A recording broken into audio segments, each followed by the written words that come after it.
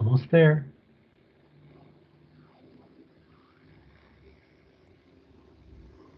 And action. I'm okay. I had to talk for them for the Oh, actual clock to start. So Nicole, thank you so much for joining us. And students, Nicole graduated back in 2003. 2003, and Yep. she was working she worked in broadcasting a bunch of years, and now she's working doing media for the county, right? Actually, the city of San Diego. Anyway, so go Yeah. ahead and tell us about your job now and what it's like. Okay. Well, thanks for having me. So my title is Public Information Officer. And so what that, it sounds very official, but I'm not an officer really of anything.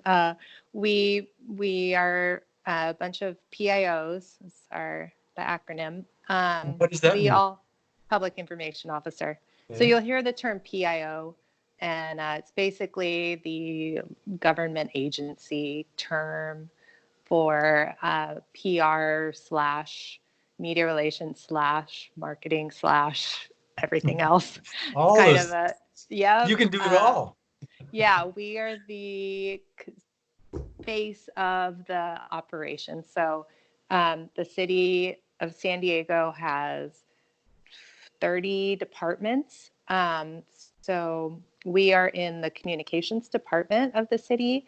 Other cities and counties and agencies, their makeup is different. They might have their PIO embedded within a certain department, but we're all actually together in a department with graphic designers, city TV, so the people who run the council meetings, videographers, and we all represent the operations of the city. And then the policy side is different. So the mayor has his own communication staff, and all of the council members have their own staff. And so there's 9 council members, so there's 9 communications people.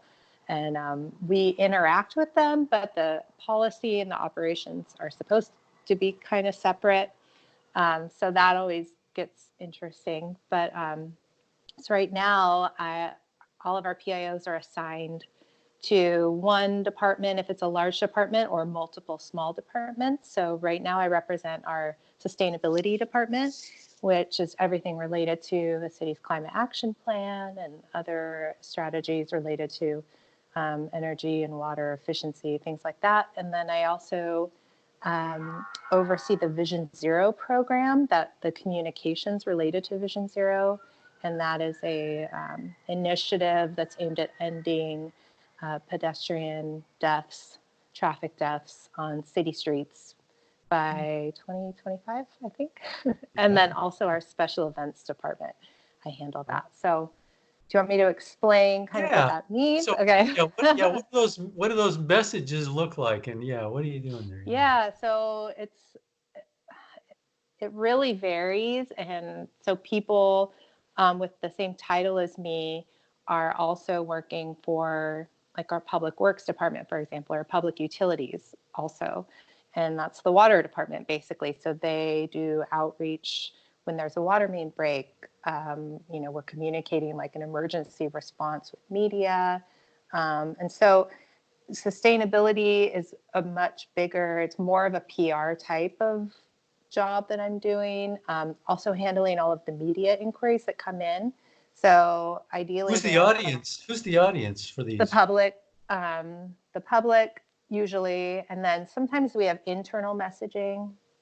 So, and then the media. So we're putting out news releases and Mhm. then pitching out stories to journalists. So I'm kind of working, went from working in broadcast television to now being on the other side and trying to get those people to come cover either a program or an event or Mhm. something. So a good example would be a program that we're trying to get business owners, building owners to benchmark their energy data.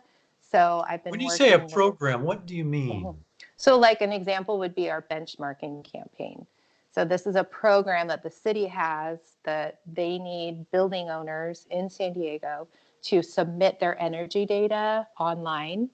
A lot of building owners don't know that they're actually required to do this. It's a city ordinance. It's part of a bigger state issue, and it helps us understand their energy usage and how we can help them lower it and then help them save money. So it's communicating that message to the building owners and then also to the public and how it connects with our bigger goals under the city's climate action plan. So that's a small example. What mediums are you using? So interestingly enough, it's kind of a dry topic, admittedly. We're trying to make it fun. And we had a news conference planned where we were going to have a big visual with a light bulb showing, you know, how many and the energy and everything. And we had SDG&E and Sharp there. And we're going to try and get reporters or photographers from local TV stations to come out and cover it as a package or a BOSOT or whatever. So then when all this started happening with the coronavirus and, you know, the stay-at-home order, I was like, well, no one's going to care about this now. But as it turns out, there are a couple of reporters at the Union Tribune who are covering news not related to the coronavirus, and they're desperate for content.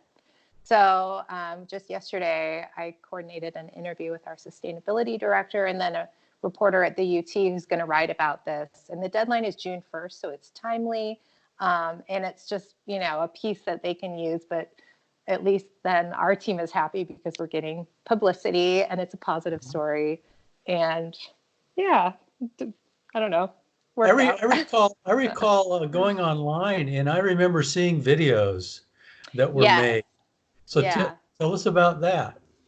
Yeah, so when I was first hired with the city, it'll be 5 years this fall. I was one of a few people who they specifically hired because I had a video production background, and I still do some of the video production. That was my primary focus at first, and now it's less so, just because things are moving more onto social.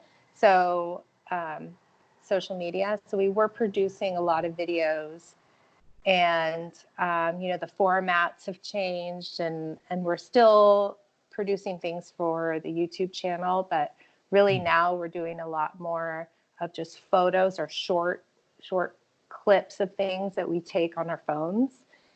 So I am one of two people at the city who manages the city's social media accounts. So we have a Twitter, Facebook, and Instagram, and we collect content from all of our departments. Again, the mayor has his own, but if you notice during this coronavirus, we've been doing all of the Facebook Live and Twitter Live from the mayor's news conferences on the city's accounts because it's such a kind of big issue and we want to make sure we're spreading it widely. And anyway, so I still am doing some of the video production and social media, which is super fun. But I think they're trying to give me as many things as I can do at once, I guess, which is flattering, but so we're talking about multimedia public relations, huh? Yeah, it's funny. It's a weird skill set. I think at a lot of organizations, you have your production team, your video team, and then you have separately your like writing or media relations or whatever. And here we're all kind of together, and there's only a few of us in the PIO team who have those video skills. Other people came from maybe newspaper backgrounds or other PR related jobs.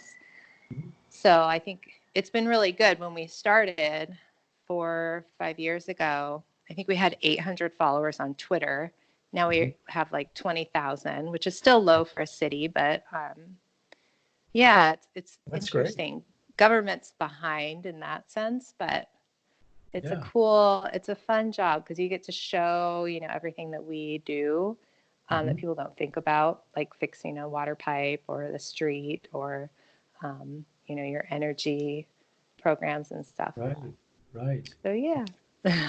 So let me before we move away from this job you have now, I have a question for you. Tell us why you decided to take on this job and get out of broadcasting. Good question. Timely question. Well, I will say I'm thankful to have a job right now and for the foreseeable future. But At the time, I mean, broadcast is every hour and day of the week and year. So I had um, a, my daughter and just was looking for more stability and schedule and that kind of thing. So that's what prompted me to make the change, just to have a more predictable schedule and have holidays off. And broadcast TV was super fun. I loved it. Um, Making that transition was hard because I was used to the fast pace and the daily deadlines. And this is a little slower, but then your brain kind of clicks and now it doesn't feel slow to me at all. Mhm. So but yeah, making the transition for me was a real blessing because I was worried about what else I would be able to do, because I majored in broadcast journalism and I did some print, but I went straight from graduation. I started out as a part-time writer at Channel 6, which was the Fox affiliate, in 2003. And I worked my way up from there to executive producer. So I really felt like that was, I've done some other volunteer work. I taught a class for at PLNU, but I was worried that those skills wouldn't maybe translate to another industry. So I felt very lucky. And actually, a lot of government and other public agencies like SCG&E or STSU or organizations that need the skills that we have as communicators, and then also people who understand how to convey a message to a broad audience. So those skills have really helped me. And just being able to translate something from like the government side, confusing, convoluted, a lot of red tape, and making that something that fits either on Facebook or Instagram or as a pitch to a media station. So that's been kind of fun. And then the creative writing with news releases. There's a lot of storytelling that is helpful to have those skills. So that's why I made that change. So I mean, I'm sure they were glad to get a news producer to come in and take over. We have a couple other people who have who were formerly, producers. Good. Yeah. So that you had a background that helped you get this present job. Now, tell us about your time in broadcast journalism in San Diego. You could, Yeah, so that really came out of my work at Point Loma and producing Coast News, learning how to write for television, and just learning about the TV broadcast industry.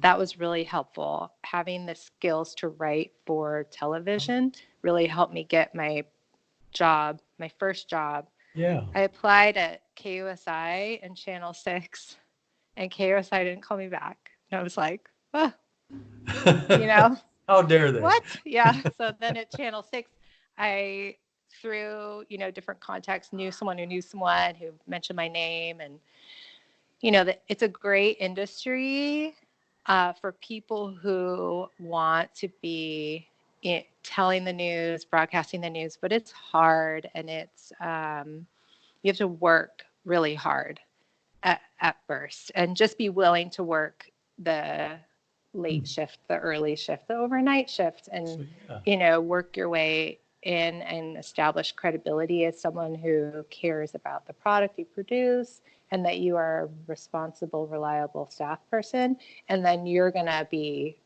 move up. I think also having skills across different platforms, so online, publishing online, and knowing how to do that. And then, with this coronavirus, a lot of the reporters and photographers that we know are either shooting and now editing their own product as a reporter, or they're working separately and having to figure out ways to communicate and get the video to each other. And it's been a really interesting process to hear what they're going through. Yeah, tell us about what it was like for you. What was your first job out of college here in San Diego? Yeah. What was your role first? Yeah. So I started out as a part-time writer on the 10 p.m. news at Channel 6. And then just writing. So I would get AP copy or a news release and have to take that page or two long and write a 20-second VO or, um, grab a sound bite from uh, an interview and make that into a VOSOT that the anchor would read on air. So writing a compelling intro sentence and then matching what you're writing to the video. And then from there, the next step was an associate producer. So you're kind of learning from the producer and um, doing other things like working with the reporters or um, working on a full block and writing teases. So all the things that you see the anchor saying, it's all written by somebody else. And then from there, And that was the first year of your work then, doing that? probably, yeah. Wow. I wasn't a part-time writer for long. I mean, because Mhm. that's a part-time job. At least it was when I was the station where I was and the hours that I was working. It was probably 30 hours a week. And then once they realize you know what you're doing and that you are good at it, there's a lot of movement in the industry, so spots open up quickly. So then I became an AP. Then I became the weekend producer. So I produced the weekend 10 p.m. show, I think it was, and it's just a half hour, and that includes, working with the reporters and sending them out to cover a story, formatting everything in your rundown, writing the kind of the top and then the end, and working with your anchors and communicating with the director and the editors and everybody. And Mhm. then from there, so that was maybe year 3, I Mhm. think, year 4. Then I became one of the main 10 p.m. producers. We had 2 at the time. Because I was pretty young and new. I think it was also a time when the industry was transitioning from more higher paid people and like around 2008, which Yeah. was not a good time. But I survived many layoffs in my time at Channel 6. So then I became the main 10 p.m. producer. So I would show up for work around 2:30 p.m. and then go home around 11:30 p.m. And I really liked that schedule, but it didn't work out well for my personal life, Yeah. social life. You got So married too, I did right? get married. Yeah, that's true. Yeah, it ended up working out. And then from there, I did that for a long time, few years, and then I ended up accepting the job to produce a morning show, a feature show that took paid segments. So Hmm. that was interesting. Morning show. So you're up at what time? Yeah. So it was actually the 9 a.m. So it wasn't that bad. Oh, yeah. I would Good. get in around 7. But then I was also managing our staff of producers and writers. So that's when I did that show for maybe a year and then was the executive producer, overseeing everybody. So that was like Mhm. training, hiring, Mhm. um, scheduling, coming in when someone was sick on the weekends or whatever it was. Mhm. So yeah, and that was great, and that's where you get into, like, the management more so, Right. at a station, So you had so that for a few years then before you came to the present place. mhm. Yeah, I see. Yes, yeah, So yeah, and, tell us, tell. I never went to a different market, but I think that's Mhm. something a lot of people do when they're ready to take the next jump in their career and in their salary.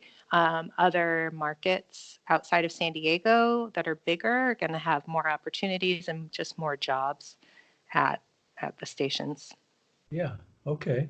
So tell us about what are the greatest challenges about your experience as a broadcast journalist? Um, Challenges and mhm. but the good, the bad, the ugly, whatever. Well, I think the good is for me, things move quickly and um, there's not a lot of time to overthink. So I like that. And especially in a breaking news situation, you're just, as things come in, it's just quick, it's fast paced. I really like multitasking. I don't like to like dwell and process things. I don't do that well. I'm just like, let's get this done and move on. So I think that skill set fit well with me. I also liked working with the team. It really is such a collaborative effort. You need a good director and your anchors for the show to come out. And there are a lot of personalities involved there. So being able to talk up and down in a way that is respectful and professional. And especially as a younger person at the time, not now, but being able to show that you know what you're doing and that you have ideas and that they can trust you to execute is, there's a lot to be said for that. So the challenges were definitely the hours are long. It's not like you can go home early one day. If your show's on at 10 p.m., you're not like, oh, I'm going to have a doctor's appointment. So you're there. And then you're also just busy. So it's been nice, more recently. I know I'm not going to have to work on Christmas. It's like something every year I'd be like, oh, am I going to have to work on Christmas? And so not having to do that is just such a sigh of relief where other people just take that for granted. But anyway. So maybe I think it would be good too, the students to hear kind of a typical day, there at the end of your career. Okay, At and Channel tell us what it 6. was like. Yeah. Yeah, so I would come in. Usually, what the big story of the day is. If it's, a fire or something like a shooting or whatever, and it kind of goes throughout the day. But knowing what your lead story is going to be, or coming in and having a couple story ideas, things that are happening, and how you can connect them to your audience in San Diego. So we would have an editorial meeting to kick it off. And that is where we would talk about what are we covering today and how are we going to cover that and how are we going to do something that our competition's not doing. And then assigning out your reporters. And then you build a rundown of all the stories that are going to be in your show. And then it's writing all of those, finding the elements, whether it's photos or video. What is something interesting and teasable that you can place in your show? And then also looking at, you can get really into like the meters and ratings and when people are tuning in and out, which now we know that's not really how people watch the news anymore. So I haven't been in the newsroom in 4 or 5 years, but I think a lot of that now they look at what is going to trend on social, how can we incorporate our audience on social and get them to tune in, because advertising is still kind of funding these stations, and it's such an old model, but they still need people to watch. So, and I don't know if their live streams count. So anyway, and then you get close to air and you do kind of a pre-show meeting, a production meeting to sit with your technical people, and they talk about what, is the anchor at the desk? Are they going to be over at this remote camera? How are we tossing the weather? And things are automated now, so they have to plug all that in ahead of time into the computer to turn the cameras. And so they'll say, oh, that won't work because that camera's over here. It can't turn that fast. You need to move this down. And then during your live show, if something isn't available or a live shot dies or something, having a backup plan of where you're going to go. Yeah, and then there's a post-show meeting, and then you go home. And you don't think about it until you come in the next day, which is different. Now I'm like, I didn't get this finished today. I need to work on it, tomorrow. Things carry over more. It's interesting. So that first job you had, I'm wondering if about the preparation that you had at Point Loma that caused them to hire you and move you up relatively quickly. Yeah, I think because I knew already how to write, I took a broadcast news writing class at Point Loma. That helped tremendously because I think we would get a lot of people coming out of schools where they didn't get that hands-on training. So their writing was too long or too complicated or didn't get the message across. So So that's helpful. Knowing AP style is helpful. Um, and also just knowing what is a good story, what's a teasable, interesting story.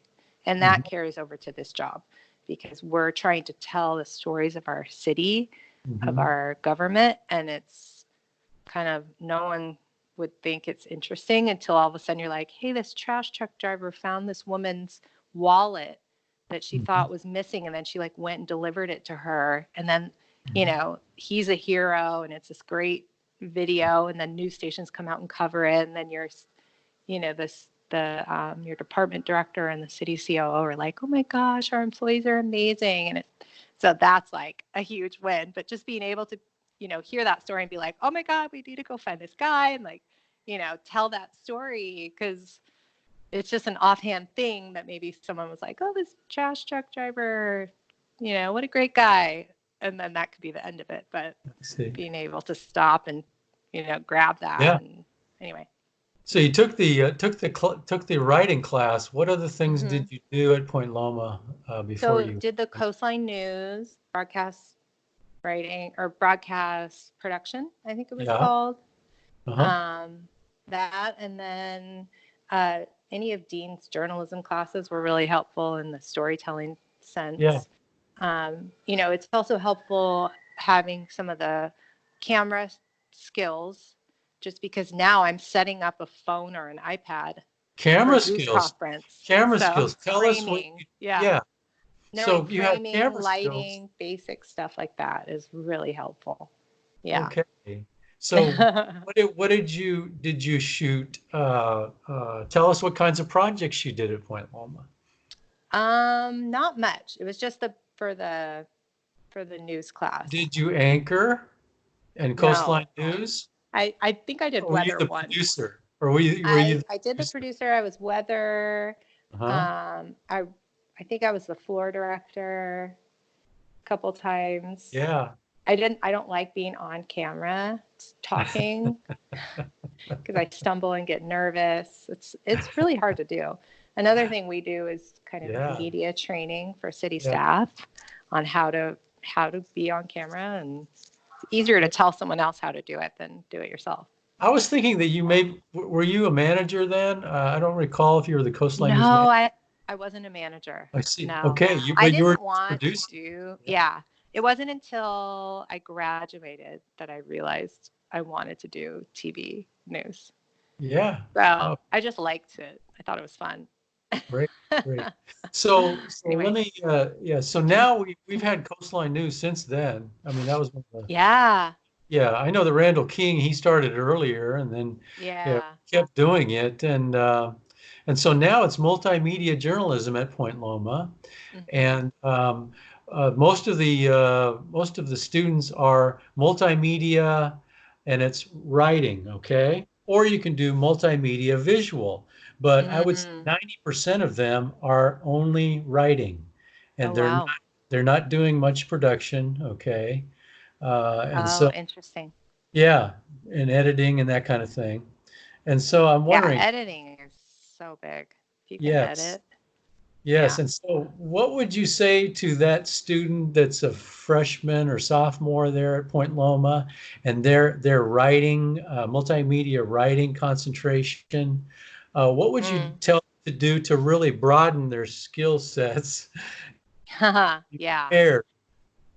I mean, I would look at programs that you can learn editing and video capturing. I feel like just in the business world, every business wants an Instagram live or a Facebook live, and they set up these studios in their homes, and all, brands are doing it. And so knowing how to do that, if you're looking to be a marketer or a PR person, like having those skills is super helpful. If you can set up a little studio and then edit things in post, I mean, we use Premiere or Final Cut here. I don't have those skills. I wish I did, because then I could, do my own projects a little better. And there are programs that you can makes it easy, but I think a lot of the technical skills takes so much practice, and you have to just really be working at it every day and making your own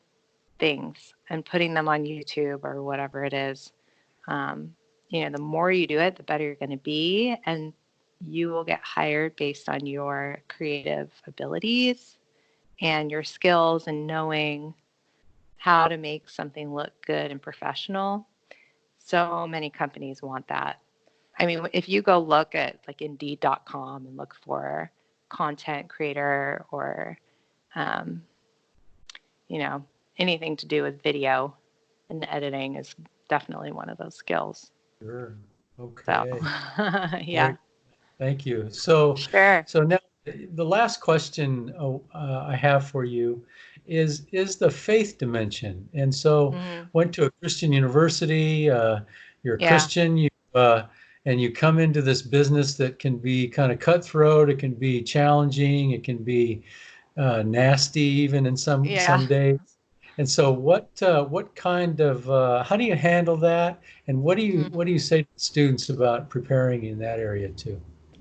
Yeah, well, I think any workplace that you're in is like you're where you are kind of witnessing and like showing people your true self. So, I mean, that's a huge opportunity, whether you're in a TV newsroom where, yeah, it used to be like pretty raunchy too. And now, things are, people watch what they say a little more. But I think having that representation in an environment where, now I'm in city government, so we don't there's no like Christmas trees allowed or anything like that. But, you're a kind person who cares about people. And that goes so much farther as an employee or a witness to our faith that I think you could have all the skills in the world, but if you're a jerk, no one's going to want to promote you. Or if you're someone who undermines people or gossips,